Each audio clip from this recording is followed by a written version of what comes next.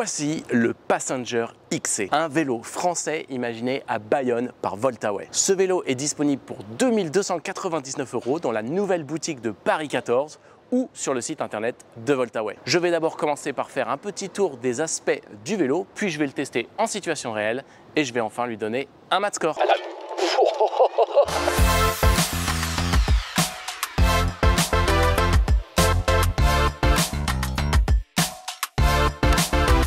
On est sur des pneus Kenda Cross 20 par 4 pouces. Rien à dire là-dessus, ce sont les pneus qu'on retrouve sur la plupart des fat bikes du marché. C'est ce qu'on va retrouver au minimum parce que sur les fat bikes, c'est ce qui va commencer à amortir les aspérités de la route. Les jantes et les rayons sur ce vélo qui sont mouse costaud, tu vois.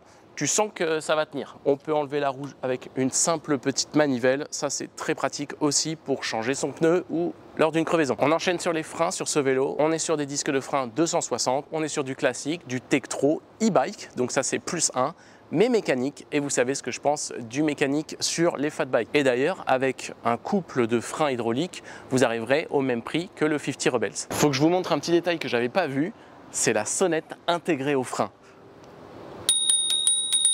On passe sur la fourche de ce vélo qui est une fourche non suspendue. Voltaway aujourd'hui ne propose pas de fourche à suspension, mais c'est là où on commence à avoir une différence entre le Passenger XC et le Passenger standard, puisque la fourche plus le guidon sur le Passenger standard est tout monobloc. On vient enfiler le guidon dans la fourche du Passenger standard, un peu comme le SG1. Mais ici, sur ce Passenger XC, qui est la version ++, on va retrouver une potence qui va nous permettre de mettre n'importe quelle typologie de guidon dessus. Et d'ailleurs, sur le Passenger XC, on est sur un guidon BMX. Pour revenir sur la fourche, l'avantage, c'est que vous avez des attaches totalement standards. Donc si vous voulez absolument mettre une suspension, c'est très facile. Il vous suffit d'aller sur Internet et de commander n'importe quelle suspension. Ça sera compatible. En attendant, bien entendu, que Voltaway propose une suspension griffée Voltaway. Sur la fourche, sur le Passenger et le Passenger XC, on vient retrouver des phares qui sont avec 4 LED, 2 phares, c'est le double du ZX, qui sont incrustés dans une plaque avec le numéro 86 qu'on retrouve à l'avant et sur les côtés du vélo. Autant le 73, maintenant j'ai la ref, le 86, je sais pas du tout. On va voir ce que donnent ces phares à LED dans la nuit, mais je pense qu'il n'y aura pas de problème pour la luminosité avec ces phares. Surtout x2. Chose qu'on peut noter tout de suite aussi sur ce Passenger XC qui est la version ++, sur l'avant et l'arrière, c'est le garde-boue en métal. On continue avec le shifter, le dérailleur et la cassette qui est tout en Shimano Altus. Encore une fois, c'est du standard. La cassette, c'est une cassette à 7 vitesses. C'est ce qu'on retrouve la plupart du temps sur nos fat bikes. Ça a le mérite de fonctionner correctement. Donc voilà. Pour ce qui est de la transmission, on est sur une chaîne KMC et avec un pédalier qui possède un garde-chaîne. Ça, c'est pratique pour ne pas salir son pantalon. Et en même temps, ça permet de ne pas dérailler. Parlons maintenant de la vraie originalité de ce vélo, le cadre. C'est vraiment un cadre nouveau avec cette espèce de losange qu'on retrouve. J'ai jamais vu cette forme. D'habitude, c'est beaucoup plus carré, que ce soit le 50 Rebels, le S1. Celui-là est un petit peu plus allongé, qui propose encore plus d'espace au milieu. On aime, on n'aime pas. C'est les goûts et les couleurs. Le cadre est en alliage d'aluminium, parfait pour résister à la corrosion. On peut noter que les soudures semblent résistantes, mais je pense qu'elles méritent à être un petit peu plus affinées, mais je pense que ça va arriver au fur et à mesure du temps. Et d'ailleurs, sur toutes les marques de vélos, c'est toujours comme ça. Les premières versions, les soudures, c'est quelque chose de bien robuste, bien gros, bien fat. Et puis au fur et à mesure, ça s'affine et ça s'améliore. En tout cas, on voit qu'avec cette coupe, on n'aura pas de soucis sur son cadre. C'est d'ailleurs sur le cadre qu'on va retrouver un petit sticker Voltaway et aussi sur la plaque avant et un certificat de qualité Voltaway. Sur ce cadre, on vient trouver une énorme selle aussi, très confortable. C'est marrant, ça me fait encore penser à la selle du 50 Rebels d'ailleurs, une grosse selle bien épaisse. Il y a un petit peu ce côté, on a les jambes écartées. Je ne sais pas s'il pourrait l'affiner encore un petit peu plus. Pour le peu que je l'ai utilisé, là, c'était très confortable. On verra en situation réelle. On continue, c'est sous la selle qu'on va retrouver le système de batterie, de contrôleur intégré, de câble qui va au moteur Bafang et le display qui revient sur le guidon. Le bouton M qui nous permet d'accéder aux différentes options du display. Vous trouvez le nombre de kilomètres, etc. Le plus et le moins pour changer le niveau d'assistance. Et la gâchette directement disponible à l'achat du vélo. Et la gâchette est là parce qu'elle peut vous aider sur les 6 premiers km/h pour vous lancer. Donc non, avoir une gâchette n'est pas illégal sur un fat bike tant qu'elle est faite pour vous lancer sur du 6 km/h.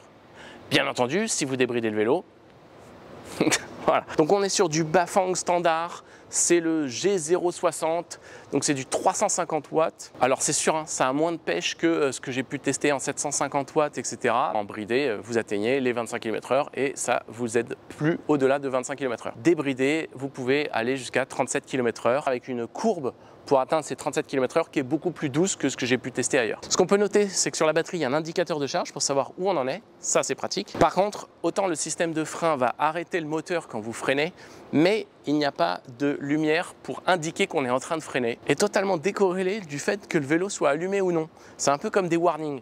Donc si on l'allume, faut pas oublier de l'éteindre. Et il me reste plus qu'une chose à faire, aller tester ce vélo. Et je tiens à remercier Voltaway et la boutique de Paris 14 qui m'ont prêté le vélo, sans quoi cette vidéo n'aurait pas été possible. Donc n'hésitez pas à aller découvrir directement le vélo chez la marque. Merci Voltaway. Test du Passenger XC Voltaway à Paris.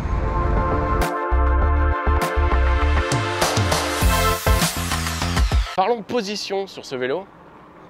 Alors l'assise est plutôt bonne parce que quand on est assis sur ce vélo avec ce guidon qui est assez haut, on a une position qui est bien droite, donc bien confortable, on se fait pas mal au dos. Mais on a ce petit désavantage, comme je l'avais vu en faisant le tour, c'est qu'on a une énorme selle. Ça fait qu'on a un peu les jambes écartées quand on pédale et on ne peut pas vraiment se mettre en arrière parce que si on se met en arrière, limite on a les jambes encore plus écartées.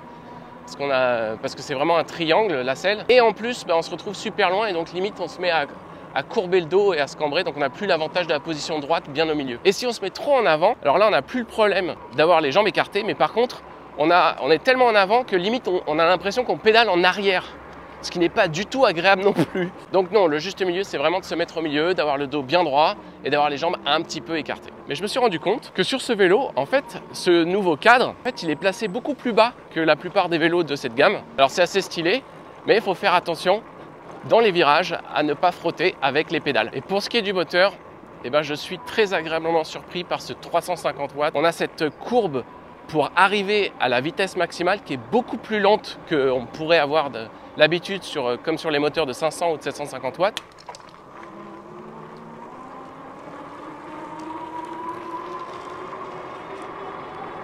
Mais il fonctionne tout aussi bien. En bridé, il t'emmène jusqu'aux 25 km/h sans problème. Et même avec, par défaut sur ce vélo, la gâchette qui t'aide sur les 6 premiers km/h. Et en débridé, ce vélo, en pédalant, j'ai pu l'amener jusqu'à 40 km/h et avec la gâchette 37 km/h.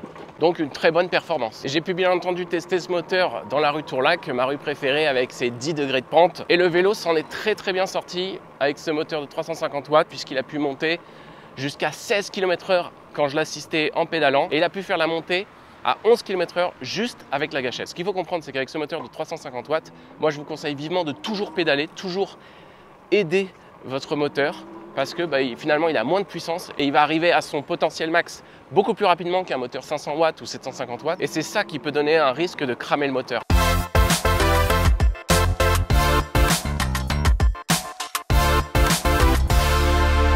Aucun problème de passer d'une route bitumée à un petit chemin de terre avec les pneus off-road Kenda, le moteur bien sensible comme il faut et si tu l'accompagnes dans n'importe quel type de terrain, le vélo il t'emmène partout. Et l'avantage c'est que ces pneus Kenda off-road, ils te donnent une très bonne stabilité sur tous ces chemins meubles et gravillonneux. Donc après les petits chemins de terre, on le teste en plein milieu de l'herbe et encore une fois, ce vélo s'en sort très bien. Allez, on profite un peu du vélo dans l'herbe.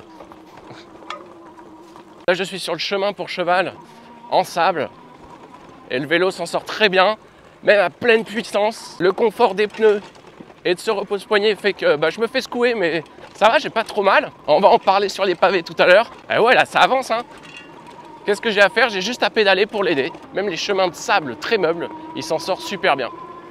Bravo Voltaway.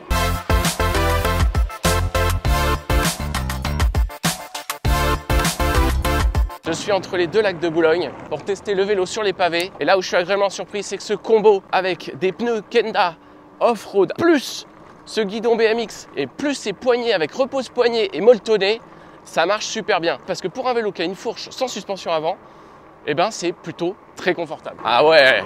Et t'imagines en plus tu as une caméra Et niveau autonomie, hier j'ai fait 40 km et j'étais pas encore à la fin de la batterie. Sachant que Voltaway propose deux batteries pour ce modèle, une à 13 ampères-heure et l'autre à 17 ampères-heure. Je vais vérifier sur quel ampérage-heure je suis. C'était le Passenger XC de Voltaway. Avec son cadre vraiment différenciant parmi les autres marques, ils ont décidé de le placer plus bas et malgré les quelques risques de frottement avec les pédales, ce cadre m'a beaucoup plu. Notez en plus la béquille qui est beaucoup plus courte que d'habitude et qui va très bien avec le design de ce vélo, mais aussi fonctionnellement. Ce que j'ai apprécié au niveau du confort aussi, c'est ce pneu Kenda off-road, un petit peu sous-gonflé, et ce guidon BMX avec des repose-poignets et ultra molletonné. Ça a été vraiment confortable. Et enfin sur ce vélo, ce moteur de 350 watts qui a su m'emmener partout et surtout pendant longtemps. Alors maintenant, est-ce que le Passenger XC vaut le coup ?